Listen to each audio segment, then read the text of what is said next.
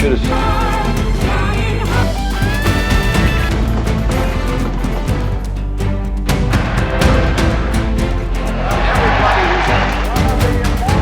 Welcome back sa PS Rewind.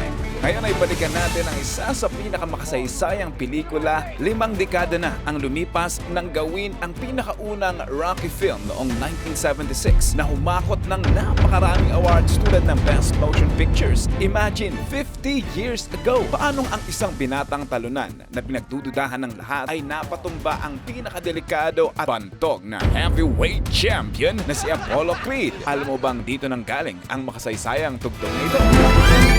Subscribe for more! Taong 1975, makikilala natin ang 30 anyos na si Rocky Balboa na nakikipagsapalaran sa boxing bilang sideline.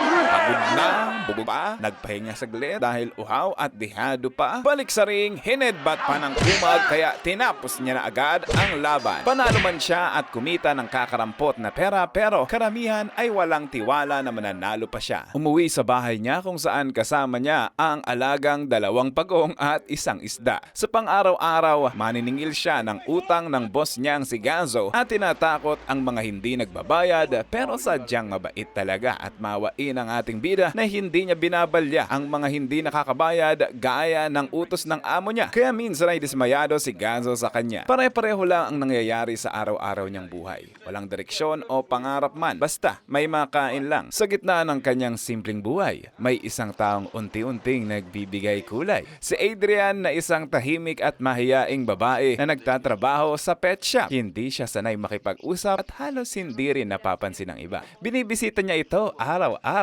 para sabihin ang mga walay niyang jokes at masilayan ang kanyang magandang mukha. Ang totoo niyan, kapatid siya ng espren niyang si Polly na isang lasinggerong mangangarne. Sa di kalayuan, bumisita siya sa isang boxing gym na pagmamayari ni Mickey na isa ring coach. Pinapaalis niya na ang mga gamit ni Rocky dahil sinayang niya lang ang kinabukasan niya para lang sa pera sa kalye. Samantalang isang world heavyweight champion na si Apollo Creed ay may nalalapit ng laban kaso na kansela dahil biglang umayaw ang kalaban nito. Ayaw niyang mauwi sa lahat ang mga pinaghirapan nila pero wala ding mga kilalang boksingero ang gustong kumalaban sa kanya. Kaya naisip niyang bilang isang simbolo ng American Dream, gusto niyang magbigay ng pagkakataon sa sino man sa estado na makakalaban siya at magkaroon ng tsansang makuha ang titulo. Isang gabi pinapunta na siya ni Paul sa bahay nila para mapapayag ang kapatid nitong makipag-date sa kanya. Pero sabi niya, nagluluto pa ako eh. Ah, ganun ba? Tinapon sa bintana ang lechong pabo niya. Paano ba yan?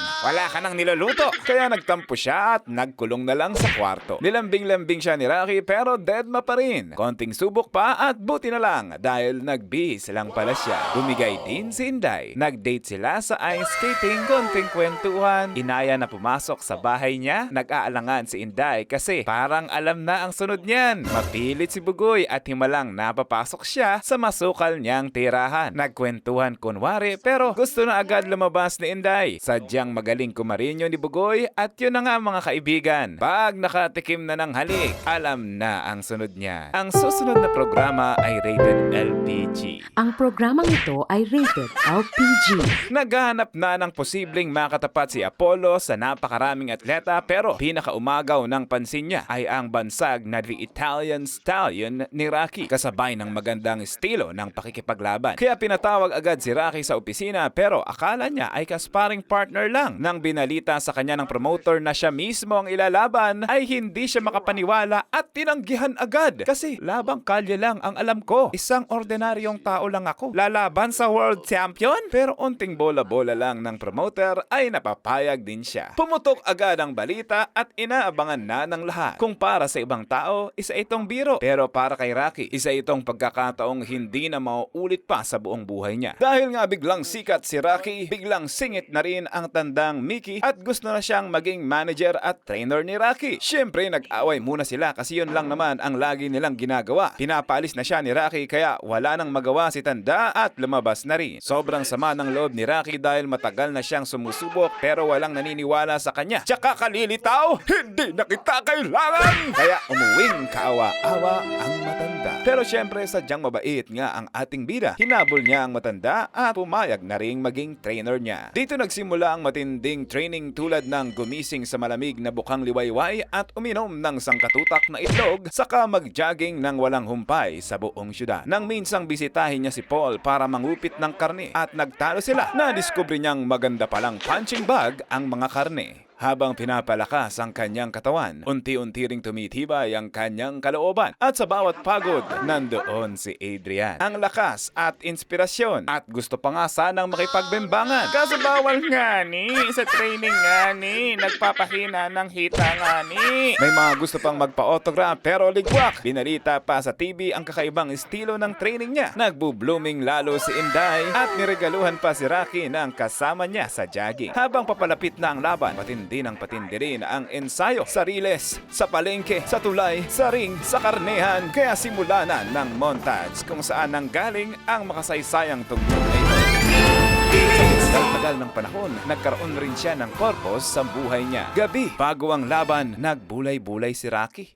Bumisita sa venue at nalungkot dahil mali ang kulay ng shorts niya sa poster. Umuwi na lang siya at napagtantong imposible niyang matalo si Apollo Creed dahil wala ngang tumatagal sa kanya sa loob ng 15 rounds. At sino ba naman siya? Kaya imbis na hangaring manalo, hindi niya na kailangang manalo. Gusto niya lang tumagal na nakatayo pa rin hanggang sa tumunog ang kampana at patunayang hindi ako basta-basta. Dumating na ang laban sa harap ng libo-libong tao. Lumabas si Rocky pero tahimik lang at nagkaingay ng lumabas si Apollo Creed.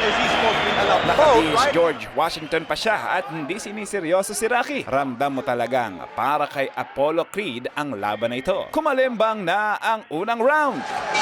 Tumanggap agad ng maraming tama si Rocky. Tila masakir ang laban. Higit na bihasa at mabilis si Apollo kumpara sa larong kalye lang ang alam. Pero sa gulat niya, nang biglang bumigwas si Rocky sa unang round. Nagsigawan ng mga tao nagbumula sa buong mundo. Palitan ng suntok, palitan ng sakit, palitan ng tibay ng loob. Hindi umaangas si Rocky. Hindi siya bumigay. Ilang round ang lumipas, patuloy pa rin siyang tumatayo. Pawis, pagod, lahat ay sinugal niya nang magana ang mata niya at hindi na siya makakita dahil dito. Labag man sa payo ng doktor pero sinigawan niya itong laslasin mo na at nagpatuloy siya sa laban, patuloy ng kanyang totoong dedikasyon. At sa uli, natapos niya ang laban. Split decision, si Apollo ang nanalo pero nanalo din naman siya sa laban ng kanyang buhay. Nagawa niyang makatagal ng 15 rounds. Wala siyang sa titulo. Napatunayan niyang hindi siya basta-basta. Kaya niyang tapatan ang heavyweight champion. Sa gitna ng sigawan ng crowd, isa lang ang hinahanap niya. Si Adrian. Nagyakapan sila. Hindi ko kailangang maging kampiyon dahil sa ngayon, the legend is born. Sinundan ito ng Rocky 2, 3, 4, 5 hanggang sa Rocky Balboa 2006 na sinundan naman ng Creed 1, 2, 3 hanggang sa paparating na Creed 4. At kung umabot ng 1 million views ito, i-rewind na natin lahat ng yan sa isang bagsakan. I-comment mo nga kung kailan at saan mo napanood ito. 50 years ago ba? Subscribe! Para sa marami pang masasarap na recap!